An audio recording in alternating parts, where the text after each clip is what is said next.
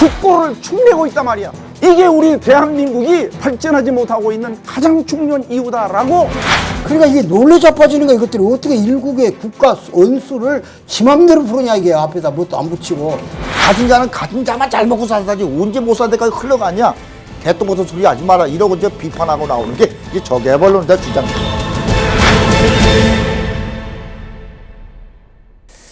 지금 대한민국이 참으로 위기 가운데 놓여 있습니다. 여러 가지 안보의 위기나 또 경제의 위기, 특히 영적인 위기는 대한민국의 미래를 어둡게 하고 있습니다. 최근 들어서 신종 코로나 바이러스로 인해서 국민들 전체가 미래의 희망을 갖지 못하고 불안과 공포 가운데 있는 것이 사실입니다. 오늘 저는 대한민국의 현실을 한번 점검해 보면서 희망을 어떻게 찾아나갈 것인가를 중심으로 해서 말씀을 드리도록 하겠습니다.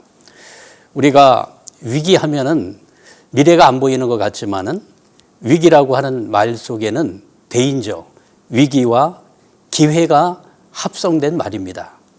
여기에는 반드시 새로운 기회가 이 위기라고 하는 단어 속에는 포함되어 있는 것입니다. 그래서 우리가 위기 속에서 어떻게 긍정적인 측면에서 기회를 잘 발견만 하게 된다면 우리의 미래는 밝은 방향으로 나갈 것이라고 생각이 되어집니다. 19세기 말에서 20세기에 아마도 인류 역사에 가장 큰 영향력을 미친 인물이 있다면 여러분 누구라고 생각하십니까? 앞에 계신 우리 분 누구라고 생각하십니까? 정말 큰 영향을 미쳤어요. 긍정이든 부정이든 어느 누구도 부정하지 못하는 그런 분이 있는데 그분이 칼 막스라고 하는 사람입니다. 이분이 태어난 연도를 보니까요 아주 특이한 연도에 태어났습니다. 1818년도에 태어났어요. 이렇게 해서 1883년도에 저 세상으로 가셨는데 65세를 살았습니다. 그런데 이분이 살아생전에 영향을 미친 것보다는 아마도 사후에 더 큰 인류의 역사에 영향을 미치지 않았나 생각이 되어집니다. 이분은 사회과학 분석학이라고 하는 학문을 세상 앞에 내놓으면서 사회를 정확하게 분석을 했습니다. 그때까지만 해도 사회를 분석한 학자들이 없었습니다.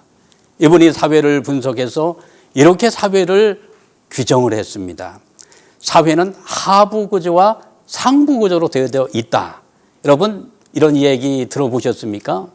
이게 조금 철학적이며 어려운 말인데 이 말을 쉽게 말씀을 드리면 세상의 모든 사회 구조는 하부 구조, 즉 물질을 중심으로 한 구조와 그리고 정신을 중심 삼은 구조, 상부 구조가 있다고 이분은 규정하고 있습니다.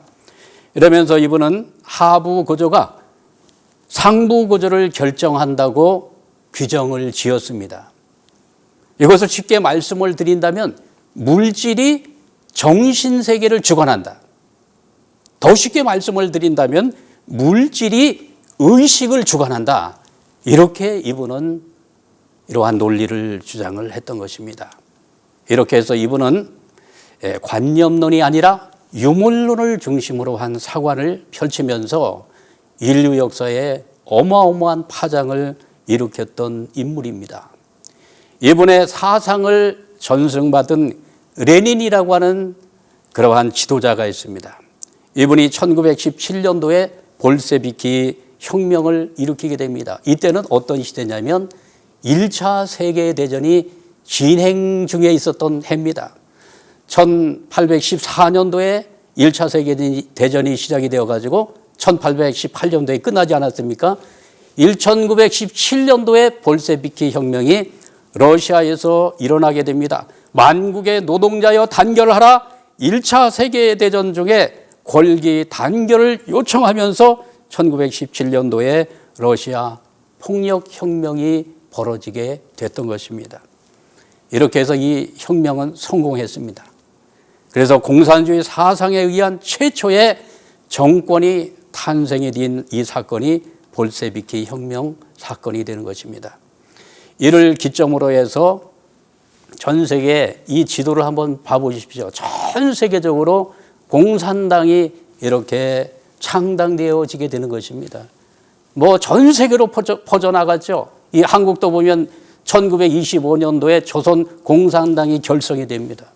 뭐 전 세계적인 그러한 사상적인 흐름 속에서 러시아 혁명을 중심으로 해서 코민테른이라고 하는 공산주의 그러한 연합 단체가 생겨나게 되었던 것입니다. 그러면서 공산주의가 일시에 세계적으로 확장이 되었지만은 이 동유럽을 중심으로 해서 후진 자본주의 국가에서는 공산혁명이 성공을 이루게 됩니다. 그러면서 이제 전 세계를 공산화시키는 것은 시간 문제이고 이것은 일시에 될 수가 있다고 하는 공산주의 혁명가들은 아주 단언을 했습니다. 그런데 어떠한 결과가 나왔느냐면 서유럽을 중심 삼은 선진 자본주의 국가에서는 공산혁명이 불이 붙지 않았습니다. 도대체 왜 불이 붙지 않았던 것인가? 이 내용을 놓고서 칼 막스의 사상의 추종자들은 고민을 하기 시작했던 것입니다. 여기에 노동자 농민들이 단결을 해가지고 공산혁명에 불을 붙여야 되는데 이 불이 붙지 않자 막스 추종자들이 고민 속에 빠졌던 것입니다. 이렇게 해서 독일을 중심 삼고서 이 칼 막스의 사상을 추종했던 학자들이 모였습니다. 어디에 모였을까요? 독일은 특별한 나라입니다. 아주 혁명이 일어나는 나라입니다. 우리가 보면 개신교의 그 혁명도 어디에서 먼저 일어납니까? 독일에서 일어나지 않습니까? 독일의 프랑크푸르트 대학을 중심으로 해서 여기 사회연구 모임이 만들어지게 되는데 여기에 대단한 학자들이 모여들게 됩니다. 호르크하이머, 아드로노, 베냐민, 마르크제 이러한 기라성 같은 학자들이 프랑크푸르트 대학 내에 사회연구 모임을 결성하면서 이제 칼 막스의 사상을 어떻게 보완을 해서 서구 자본주의 사회를 공산화시킬 것인가를 논의하기 시작했다고 하는 사실입니다. 이렇게 해서 이제 칼 막스의 사상은 새롭게 변화가 되어졌던 것입니다. 여러분들이 잘 아시는지 모르겠습니다만은 이탈리아에 아주 유명한 천재 한 사람이 태어났습니다. 그게 누구냐면은 안토니오 그람시라고 하는 사람입니다. 1891년 1월 22일 날 이탈리아에서 탄생했습니다. 이 사람은 공산당에 가입을 해서 열혈 공산주의자가 됩니다. 그래서 이탈리아의 공산당을 창당하고 공산당 중앙위원으로 선출이 되어가지고 맹렬한 활동을 했습니다. 그리고 칼 막스의 사상에 얼마나 이 사람이 빨갛게 물들어 있었는지 모릅니다. 이렇게 해서 이 사람이 이탈리아에서 왕성한 활동을 하자 바로 1926년 이탈리아의 무솔린 정권에 의해서 체포가 됩니다. 이게 사상적으로 부딪히는 거예요. 그게 체포가 됐어요.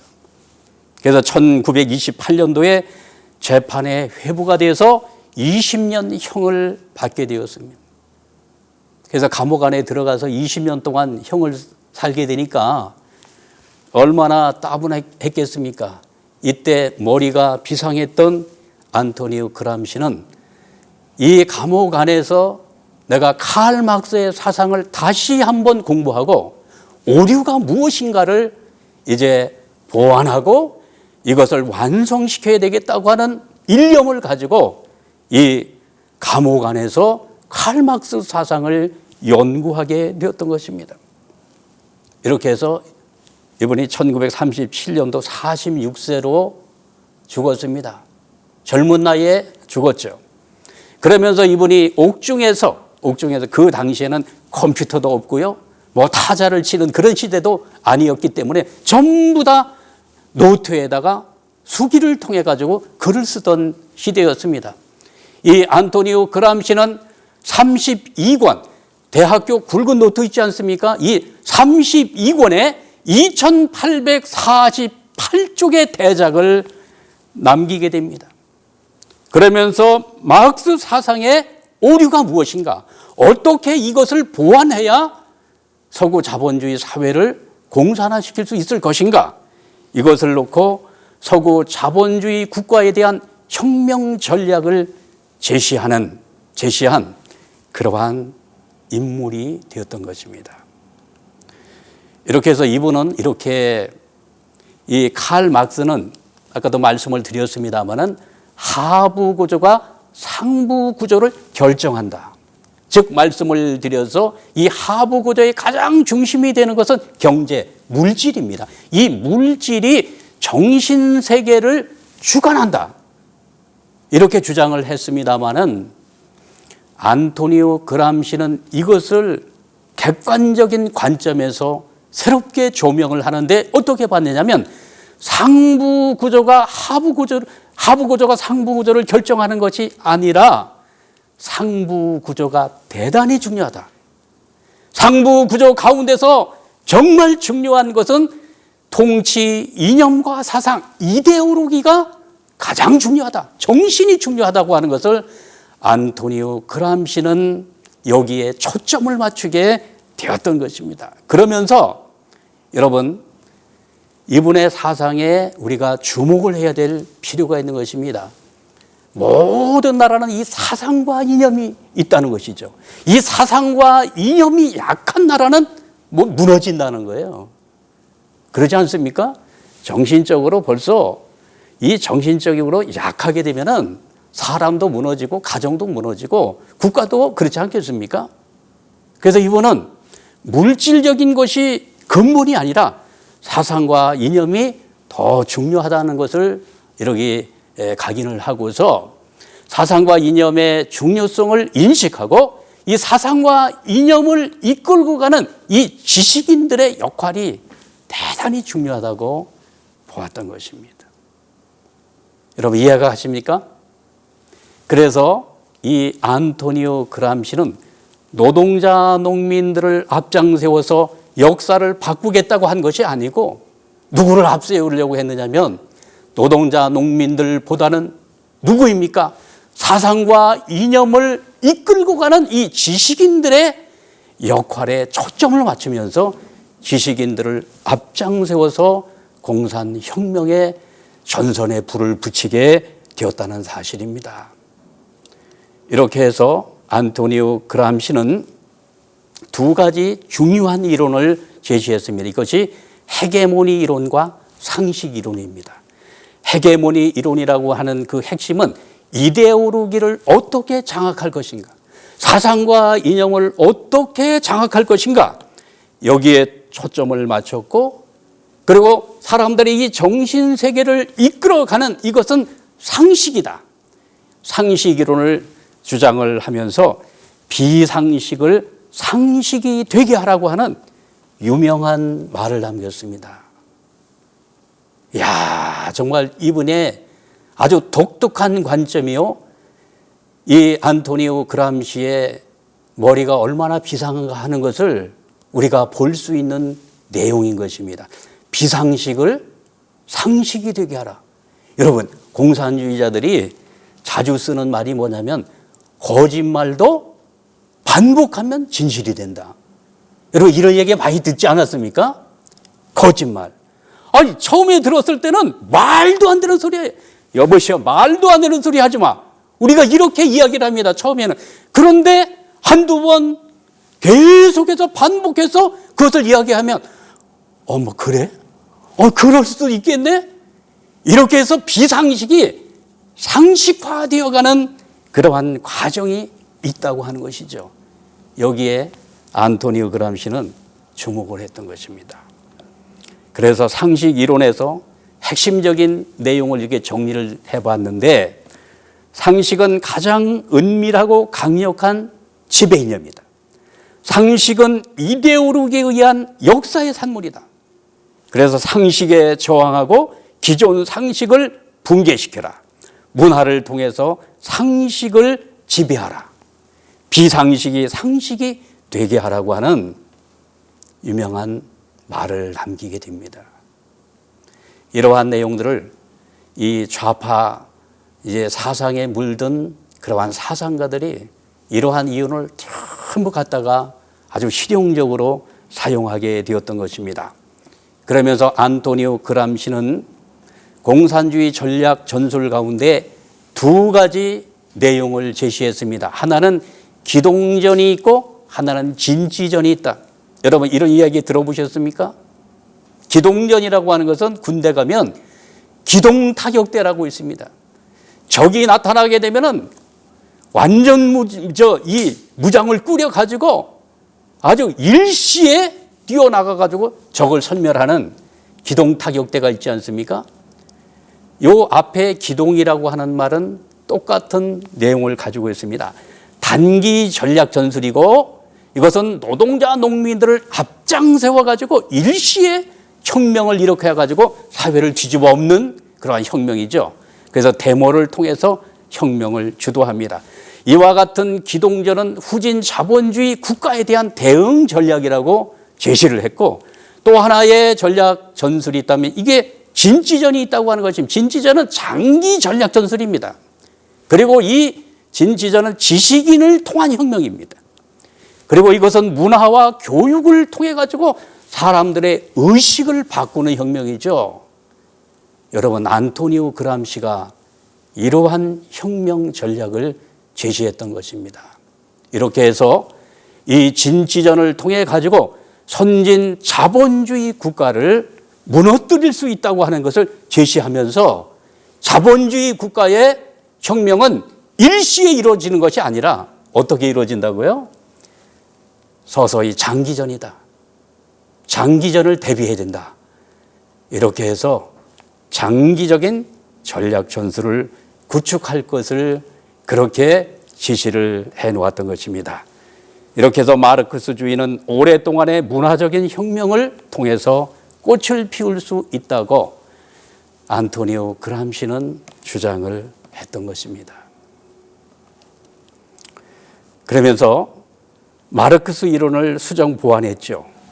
이데올로기의 중요성을 이렇게 이야기를 하면서 이것을 세대적으로 우리가 구분을 해본다면 1세대는 부르주아와 프롤레타리아와의 투쟁입니다.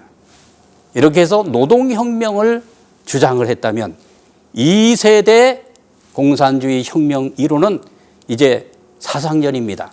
신본주의와 인본주의의 이러한 사상적 혁명을 진지전을 중심으로 해서 전개해 왔다고 하는 사실입니다. 이렇게 해서 공산주의 사상은요, 처음에는 노동자 농민들을 앞장세워 가지고 데모를 주동하고 이렇게 해서 사회를 전복시키는 그러한 전략 전술을 구축해 왔다면 2세대의 공산주의는 사상을 중심 삼은 사상전이 전개되어 왔다는 사실을 국민들이 잘 모르고 있습니다. 이렇게 해서 세계관 간의 대갈등이 벌어지게 되었습니다. 신본주의 세계관과 인본주의 세계관이 정말로 대충돌을 하게 되었던 것입니다. 여러분 신본주의 세계관은 여러분이 잘 아시잖아요. 이것은 하나님을 중심으로 한 세계관이죠. 그리고 창조론이 중심이 되어지고 그리고 선악의 기준은 하나님의 말씀이 중심이 되고 이것은 절대주의적인 세계관입니다. 반면에 인본주의 세계관은 하나님 중심이 아니라 누구 중심입니까? 사람 중심이에요. 그리고 이것은 진화론을 중심 삼고 이 세계관은 전개되고 선악의 기준이 인간의 상식입니다. 그리고 이 세계는 상대주의적인 세계관입니다. 두 세계관이 격돌하고 있는 것입니다. 그러면서 옛날 중세시대는 신본주의 세계관이 아주 절대적인 가치관으로 자리를 잡고 있었습니다마는 이제 칼 막스 사상을 중심 삼은 공산주의 사상이 전 세계로 확장이 되어지면서 인본주의적인 세계관이 점점 확장되기 시작했다는 사실을 기억을 해야 될 줄 믿습니다. 그러면서 1960년에 들어서면서 포스트 모더니즘이라고 하는 사상이 학계를 휩쓸게 됩니다. 여러분 전부 다 학교 다니시면서 포스트 모더니즘에 대한 공부를 다 하셨을 거예요. 저도 학창 시절에 이러한 사상에 심취돼서 책을 읽고 그랬던 기억이 있습니다. 60년도에 등장한 좌파적 철학 사조입니다. 여기에서 이 내용은 형식과 틀을, 이 틀이라고 하는 것을 프레임이라고 합니다. 요즘에 프레임이라고 하는 말을 많이 쓰죠. 프레임을 짠다. 이게 틀이라고 하는 그러한 의미를 갖고 있는 것입니다. 이것을 깨버려야 된다. 그래서 인간 중심적인 철학사조, 신본주의를 이들은 배격합니다. 그러면서 중심에서 벗어나고, 이게 탈중심이죠. 권위에서 벗어나야 된다. 전통에서 벗어나야 된다. 그래서 이 포스트 모더니즘의 아주 중심적인 단어들이 탈중심, 탈권위, 탈전통입니다. 그러면서 절대주의를 배격하면서 상대주의 가치관, 다원주의 가치관이 세상으로 퍼져나가게 되었던 것입니다. 그러면서 이 포스트 모더니즘의 핵심은 뭐냐면 해체와 재구성이에요. 때려 부시고 때려 엎고 새롭게 만들자. 여러분, 지금은 변화와의 전쟁 시대잖아요. 다 변화해야 됩니다. 그런데 모든 것이 변하면 어떻게 되겠습니까? 변하지 말아야 될 게 있지 않겠습니까? 그러나 변하지 말아야 될 것조차도 이것을 해체시키고 변화시키게 되어지면 어떤 결과가 나올까요? 이것은요, 사회에 어마어마한 큰 위기가 찾아올 수밖에 없는 것입니다. 여러분, 부부간의 사랑이 변하면 될까요, 안 될까요? 이것은 아무리 역사가 흘러간다 할지라도, 세상이 아무리 변화가 되어진다 할지라도 부부의 사랑은 변하면 안 되죠. 부모와 자녀 간의 사랑이 변하면 되겠습니까? 안 되는 것입니다. 그래서 이 세상에는 변화가 되어야 될 것도 있지만 변화가 되어지면 위기가 찾아오는 변하지 말아야 될 절대적 가치관이 있는데 그것마저 변화시키려고 하는 그러한 사상이 바로 포스트 모더니즘의 그러한 단점이면서 참 얼마나 위험스러운 그러한 사상인가를 우리가 알게 되어지는 것입니다. 프랑스의 유명한 자크 데리다라고 하는 학자가 있습니다. 이분이 해체주의를 주장한 분이에요. 살아있다는 것은 움직인다는 것이고 움직인다는 것은 틀을 다 깨는 것이다. 틀을 깬다는 것은 새로운 창조의 시작이다. 이렇게 하면서 일체의 권위에 맞서라. 전통과 권위와 중심을 다 해체시켜라. 이렇게 위험한 사상을 제시한 분이 바로 자크 델리다라고 하는 그러한 사상가가 되겠습니다. 그리고 또 인류 역사에 큰 영향을 미쳤던 또 한 분의 인물이 있습니다. 아까 말씀을 드렸습니다만 칼 막스가 있고 또 한 사람이 누굽니까? 프로이드라고 하는 학자입니다. 이분은 심리학의 아버지라고 합니다. 두 분의 나이 차이를 제가 이게 분석을 해봤더니 38년 차가 납니다. 이게 뭐 긴 역사의 기간으로 본다면 동시대 인물이 아니겠습니까? 38년 정도 나니까요.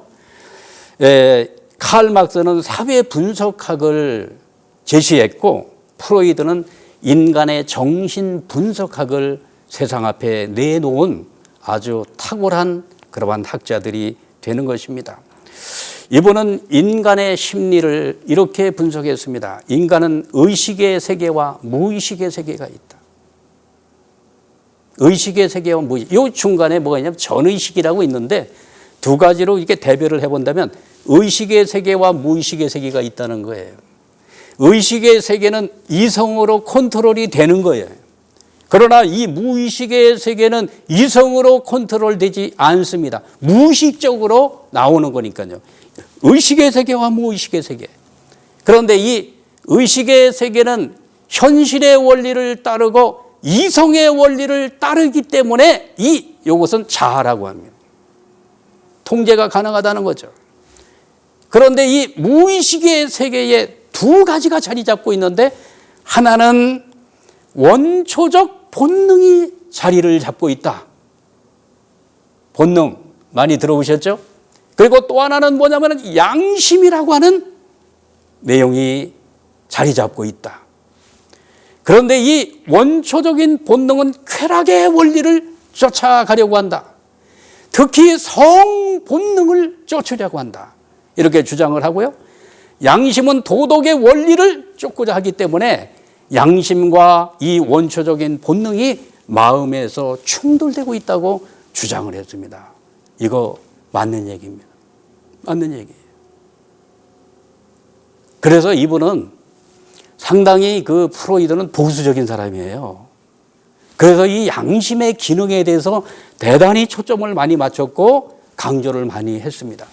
그러면서 이 프로이드의 사상을 전수받았던 수제자가 있습니다. 그게 누구냐면 빌레름 라이라고 하는 학자입니다. 이분이 자기 스승의 프로이드의 사상을 다 전수받고, 그러면서 이분이 칼 막스의 공산주의 사상을 여기에 아주 심취했던 사람입니다. 이렇게 해서 칼 막스의 사회 분석학과 프로이드의 정신 분석학을 결합시켜 가지고 뭘 만들었냐면 성혁명 이론을 만들어낸 그러한 인물입니다. 여기서부터 또 하나의 인류의 비극이 시작이 되었다고 생각이 되어집니다. 그래서 이 프로이드의 정신 분석학 가운데에 인간의 이 무의식 가운데 자리 잡고 있는 원초적 본능, 그 본능을 억압하면,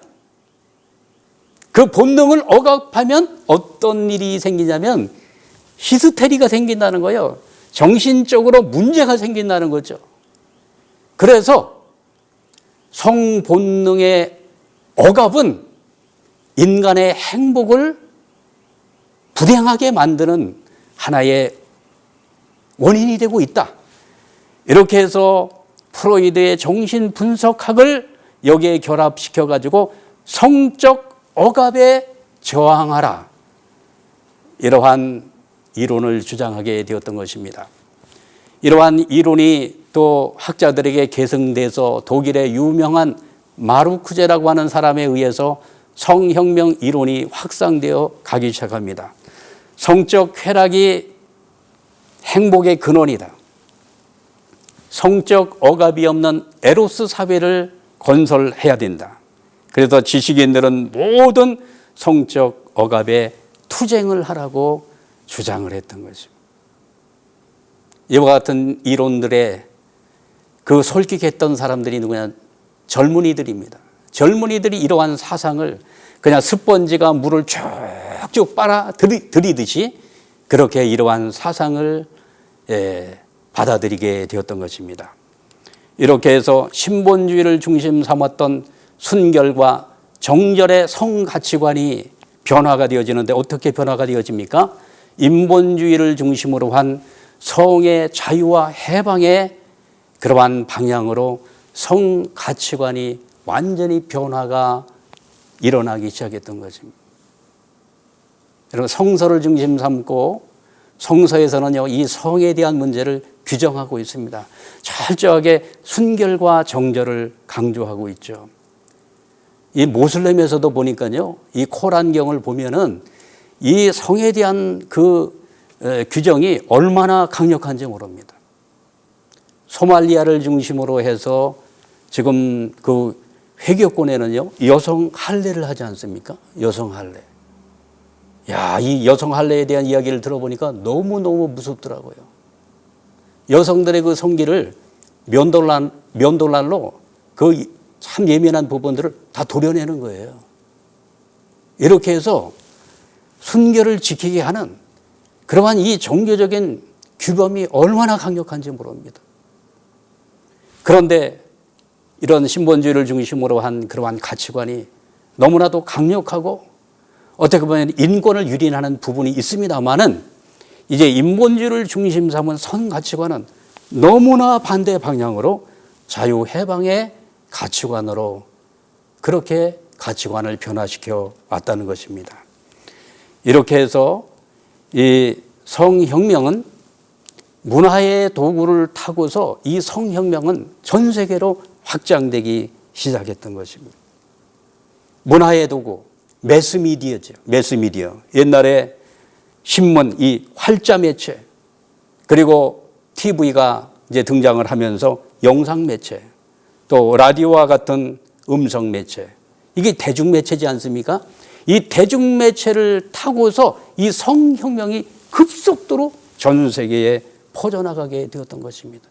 어떤 이론가들이 나와가지고 성혁명을 가르친 것이 아니라 문화라고 하는 이 도구를 통해 가지고 뭐가 들어갔어요? 여기에 온갖 프리섹스 문화가 그 속에 함몰되어 가지고 퍼져나가게 되었다는 사실입니다. 1953년도에 플레이보이라고 하는 잡지가 나왔죠. 이분이 휴 해프너라고 하는 이분이 이 잡지를 발행하게 되었습니다. 이분이 이 잡지를 발행했던 이유가 어디에 있느냐면 인간의 성 본능을 억압하게 되면 히스테리가 생긴다고 하는 그 이론에 이분이 완전히 함몰되어서 성해방이 이루어지게 되면 인간이 행복해질 수 있겠구나. 이렇게 해서 플레이보이 잡지를 만들면서 성억압으로부터 모든 젊은이들을 해방시키겠다고 하는 그러한 주장과 동기를 가지고 이 잡지를 만들었대요.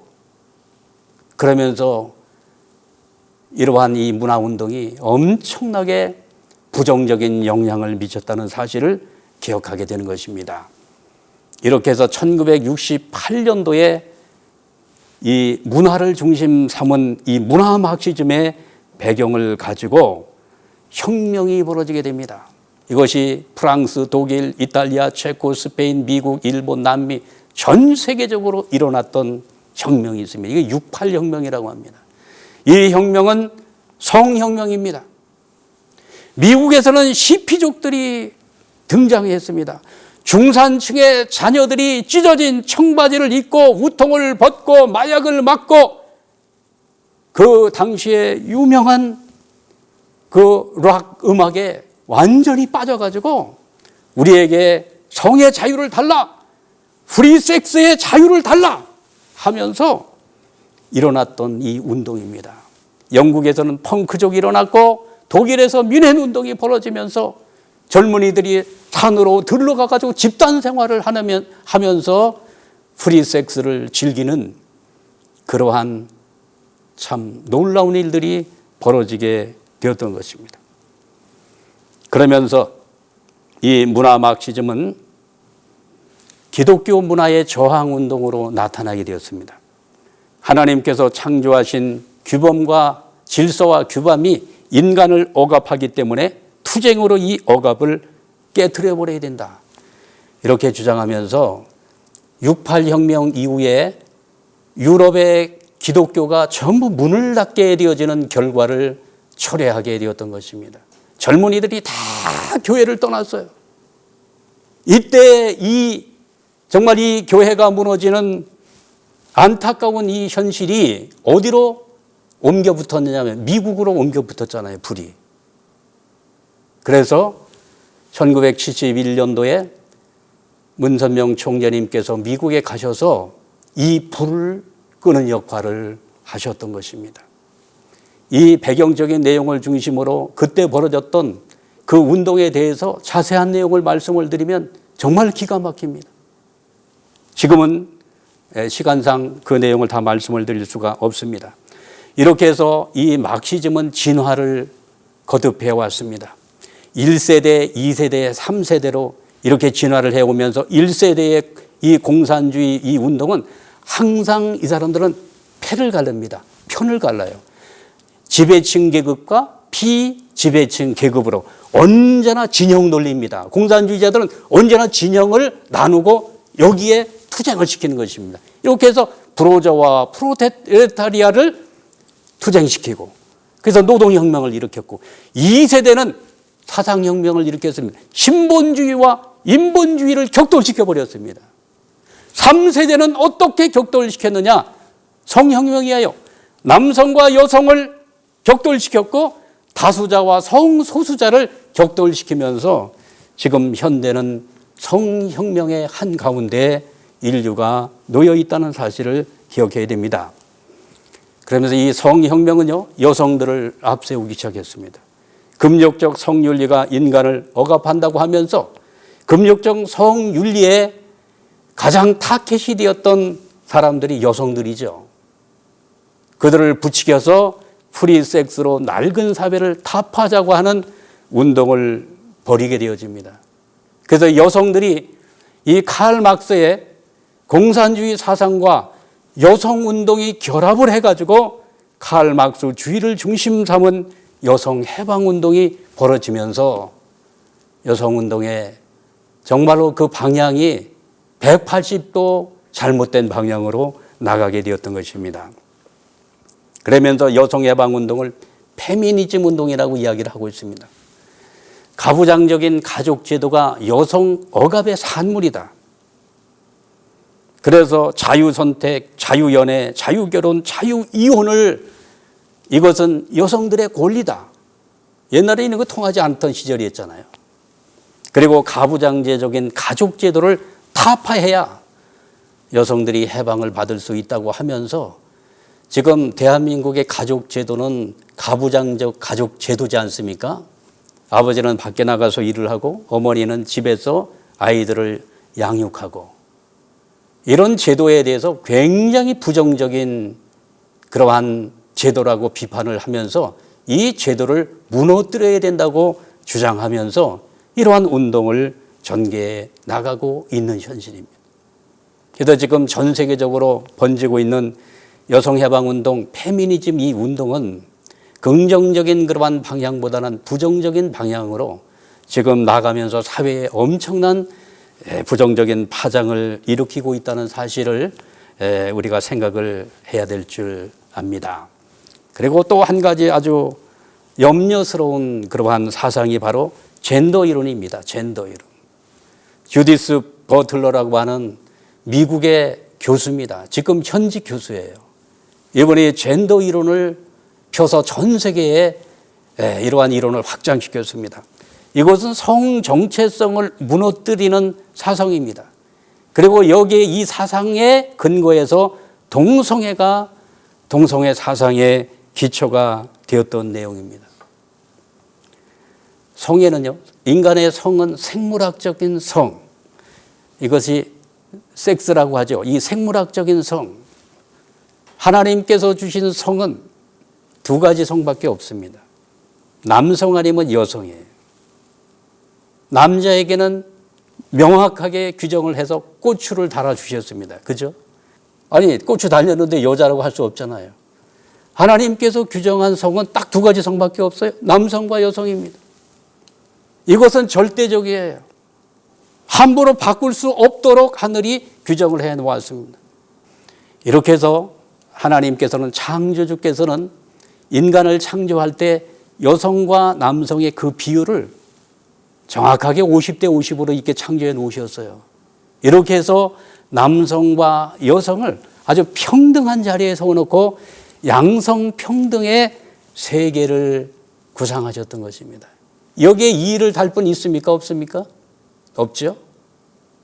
그래서 보니까 삼남한상의 모든 제도가 쌍쌍이 되어 있습니다. 플러스 마이너스로 되어 있어요. 이성성상으로 되어져 있는데 이것은 생물학적인 관점에서 볼 때는 이 성을 바꿀 수 없는 그러한 내용으로 창조주께서 창조를 하셨다고 하는 것입니다.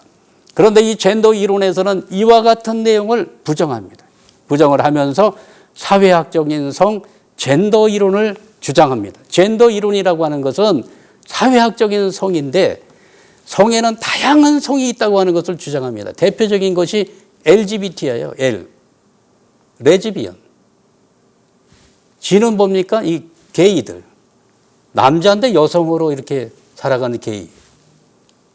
B, T. 요거는 트랜스젠더. 이렇게 해서 젠더 이론에 의하면 인간의 성이 두 가지 성밖에 없는 인간의 성이 50개 이상의 성으로 늘어나게 되었습니다. 그러면서 성의 선택은 인간의 자유다. 내가 여성으로 태어났는데 나는 남자로 나는 살고 싶다. 이거는 인간의 권리고 인권이다. 이렇게 주장을 하면서 성을 취사 선택할 수 있는 결정권이 자기에게 있다고 주장하면서 자유의 성을 주장하고 있는 거죠. 야, 그러다 보니까요. 그러면서 이들이 주장하는 것은 50여 개 이상의 성이 있는데 이 모든 성은 평등하다. 이렇게 주장하는 것이 성평등의 이론인 것입니다. 그런데 많은 분들이 생각할 때 성평등하면 당연히 성은 평등하지. 이렇게 하면서 여기에 박수를 보내고 지지를 보내는 것은 이분들의 아주 근본적인 내용을 우리가 모르는 대중들이 그렇게 환호를 보내고 박수를 치고 있는 것입니다. 하늘이 창조한 이 남성과 여성은 이 생물학적인 성으로서 절대적인 성이며 50대 50으로 창조한 양성 평등에 입각한 세상이 이루어져야만 행복하고 자유로운 세상이 된다는 사실을 우리가 깊이 생각을 해야 될 것입니다.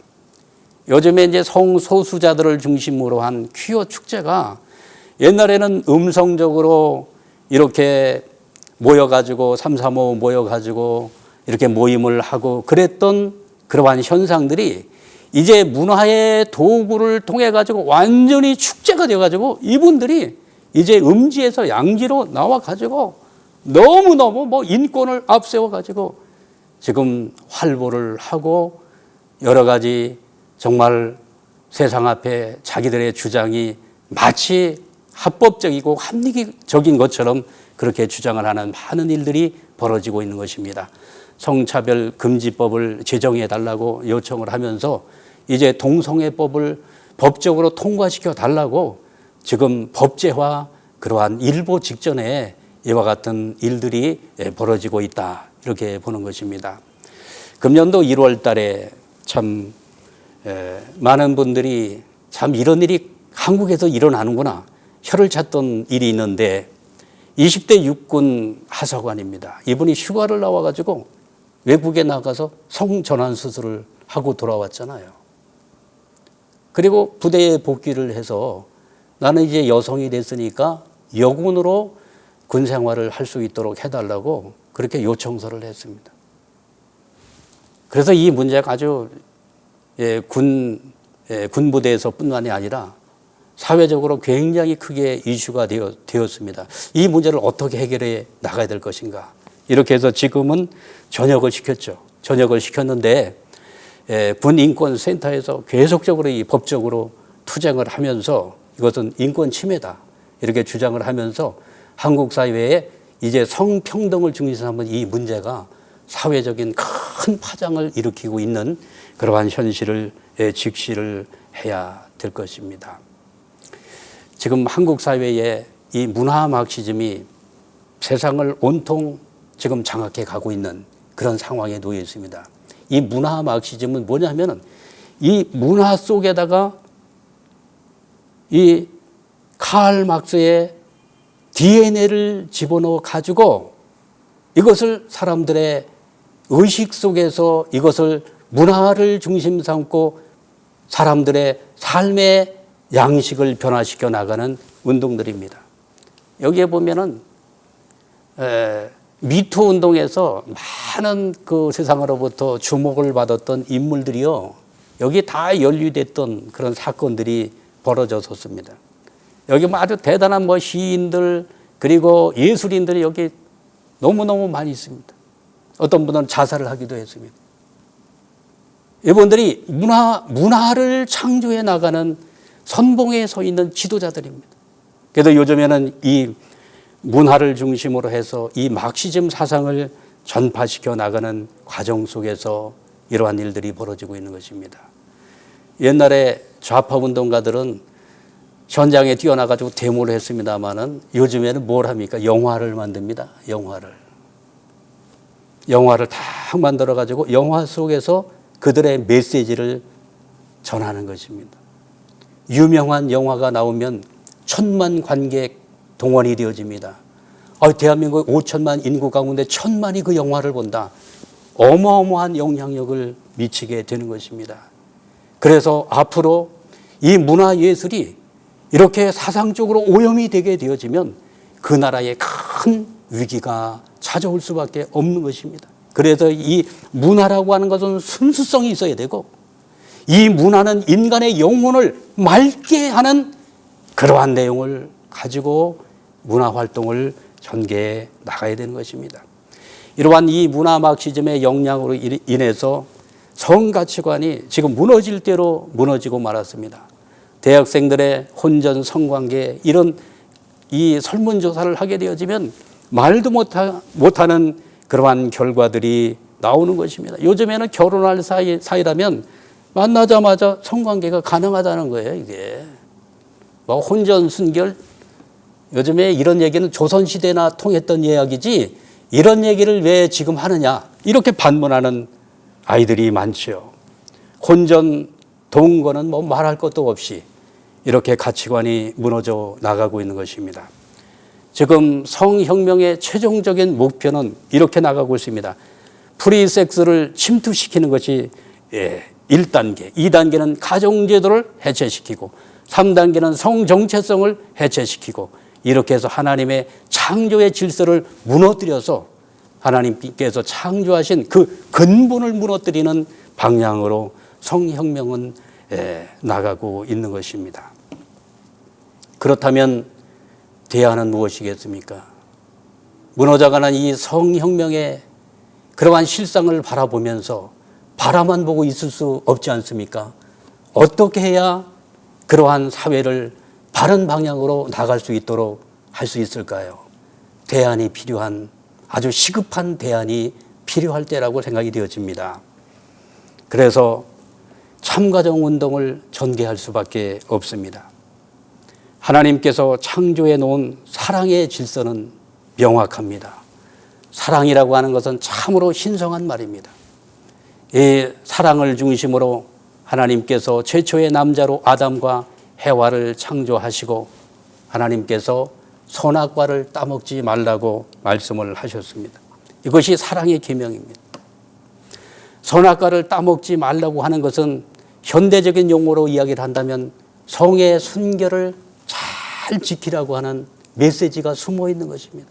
과일 따먹지 마라, 사과 따먹지 마라, 무슨 배를 따먹지 마라, 그러한 내용이 아니라 그 선악과 속에는 성의 순결을 강조한 하나님의 메시지가 그 속에 들어있다는 사실을 우리는 발견해야 될 줄 압니다. 그러면서 또 한 가지가 있습니다.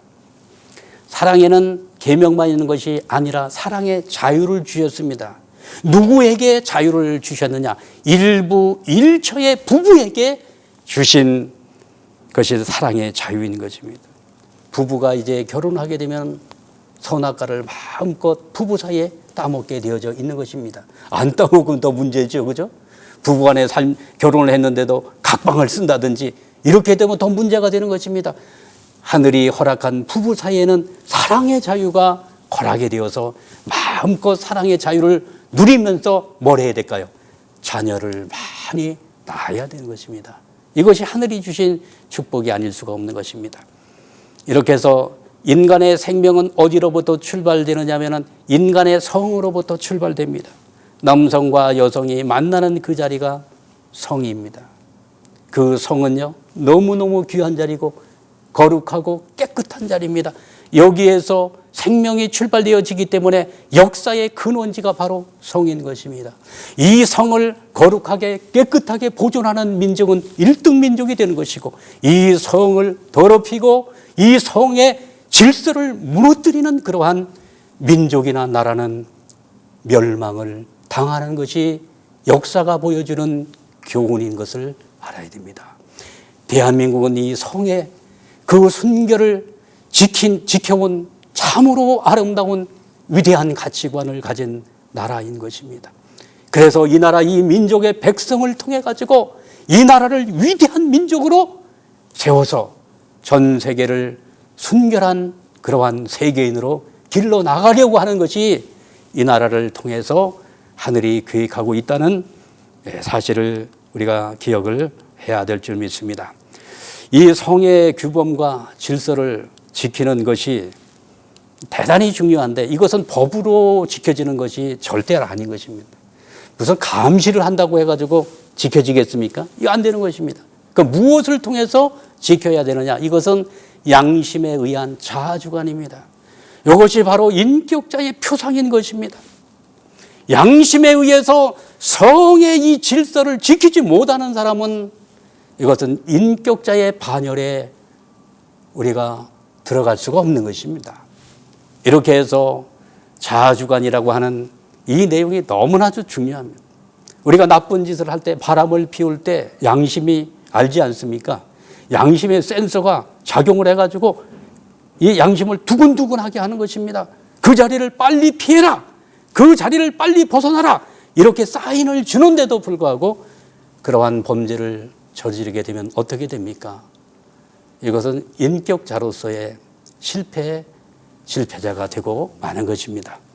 그래서 이 생식기를 눈먼 장님처럼 방향을 잃은 채 사용하게 되면 이것은 바로 지옥으로 통하는 길이고, 반대로 하늘의 절대 신앙의 기준을 맞추어서 쓰게 되면 여기에서 자유와 행복과 평화가 여기서 만들어지게 되는 것입니다. 가정은 어떤 것일까요? 참, 가정은요, 우주의 근본입니다. 가정은 기쁨의 원천지입니다. 혼자 살면은요, 요즘에 이제 혼자 사는 비혼족들이 많이 있죠. 결혼 안 하고 혼자서 이렇게 재미있게 나는 인생을 살겠다. 또 어떤 분들은 결혼을 했지만 나는 자식 없이 살겠다. 무자식을 참 선호하는 부부들도 많이 있습니다만은 가정은 기쁨의 원천지입니다. 자녀들이 퇴근을 하는데 달려와서 아버지의 품에 안기고 어머니의 품에 안길 때 거기에서 오는 기쁨이 얼마나 큽니까? 그죠? 그래서 이 가정은 기쁨의 원천지입니다. 그리고 가정은 참사랑의 훈련소입니다. 요즘에는 시집 가가지고 사랑받지 못하는 그러한 며느리들이 얼마나 많습니까? 이것은 가정에서 참사랑의 훈련을 받지 못해서 그렇습니다. 가정은 참사랑의 훈련소입니다. 위하는 사랑의 훈련소. 자기중심적인 사랑이 아니에요. 상대를 위하는 참사랑의 훈련소가 바로 가정이기 때문에 가정에서 위하는 사랑을 많이 훈련받은 아들, 딸들은 결혼해서도 잘합니다. 사랑받습니다. 가정은 인성교육의 장입니다. 사람 교육은 결국은 가정에서 이루어지게 되어 있고, 그리고 이 가정은 하늘이 만든 제도이기 때문에 인간이 마음대로 선택할 수 있는 선택 과목이 아닙니다. 반드시 인간으로 태어나게 되면 하늘이 만든 제도이기 때문에 반드시 가정을 이루어서 결혼해야 됩니다. 이것은 하늘이 정해놓은 법도죠. 이렇게 해서 오늘 강의를 시청하는 여러분 모두는 가정의 소중한 의미를 깨닫고 가정이 우주의 근본이라는 사실을 마음에 새기는 시간 되기를 바랍니다. 이렇게 해서 가정은 사랑을 경험하고 사랑을 완성해 나가는 그런 곳이 가정입니다. 자녀의 사랑을 경험하고 형제의 사랑을 경험하고 부부의 사랑을 경험하고 부모의 사랑을 경험해서 인간이 가정을 중심 삼고 사랑의 완성을 이룰 때 인격자로서 완성이 되어지는 것입니다. 이렇게 해서 하늘은 가정을 중심 삼고 양성평등의 한 남자와 한 여자를 중심으로 해서 이렇게 가정을 이루게 하셨다는 사실을 기억을 해야 됩니다. 이렇게 해서 우리 가정연합에서는 참가정 회복을 위한 이 축복운동을 계속하면서 이제 무너져가는 가정을 회복시키기 위한 그러한 운동을 지속적으로 전개해 와서 이 참가정 운동이 이제는 한국에서 전 세계로 190개 나라로 확산되어 나가고 있는 것입니다. 2001년도 1월 27일 유엔 본부에서 여기에 각 나라에 아주 고유 의상을 입혀가지고 여기에서 아주 특별한 축복 결혼 의식을 거행하게 되었습니다. 이거 문선명 총재님께서 앞으로 유엔이 해야 될 일 가운데 많은 일들이 있지만 참가정 운동의 선봉에 유엔이 서야 된다. 유엔 본부에서 이렇게 참가정 축복 의식을 거행하게 되었습니다. 이때 말도 많았습니다마는 여기에 유엔에서 특별히 허락을 하셔서 이 의식을 거룩하게 성대하게 치를 수가 있었습니다. 이때 문선명 총재님과 한학자 총재님 양위분께서 한국의 고유한 의상을 입으시고 주례를 하셨어요. 너무너무 감동이 되었습니다. 이제는 기독교 교회에서도 참가정에 대한 그러한 의식을 이제 함께 공유하면서 이분은 미국의 아주 유명한 목사입니다. 아주 대형 교회 1만 명 이상이 예배를 드리는 메가처치입니다. 여기에 이 목사님이 우리 교회에 대해서 많은 이제 오해를 하고 있다가 우리가 하는 일들을 보면서 이것은 기독교가 앞장서야 될 운동이다. 이렇게 자각하시고 한학자 총재님 모시고 들어가셔서 참가정 축복 의식을 자기 교회의 교인들을 전부 초청해가지고 이렇게 의식을 하게 되는 놀라운 참 일들이 있었습니다.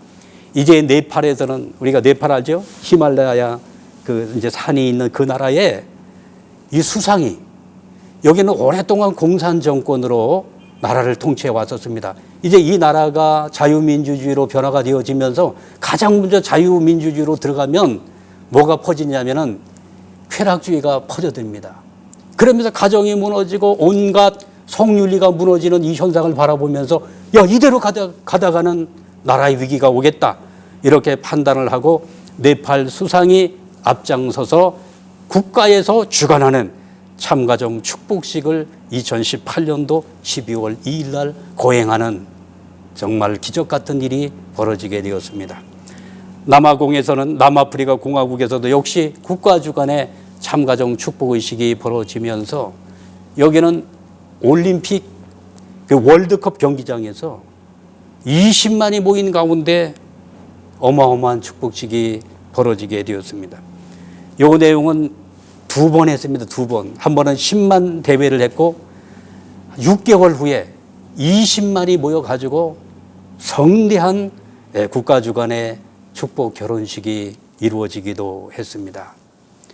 이제 이 참가정 운동은 전 세계적으로 이제 보편적인 가치로 인정을 받게 되었고 이제 많은 나라에서 국가의 수반이 이 참가정 축복의 중요한 의식을 깨닫고 국가 주관의 축복 결혼식이 이제 여기저기서 일어나고 있는 현상을 바라보게 되는 것입니다. 이제 이 한국 사회도 사상적으로 대단히 혼란한 가운데 있습니다. 지금 이 세상이 완전히 보수와 진보로 나라가 완전히 갈라져서 가치관에 아주 대격돌이 벌어지고 있는 상황 속에서 이것을 누군가는 나와서 가치관을 통일시키고 한 방향으로 나가서 밝은 미래로 나갈 수 있는 대한민국을 만들어 나가야 될 것입니다. 이러한 운동에 저희들이 이러한 강의가 좀 도움이 되었으면 좋겠습니다.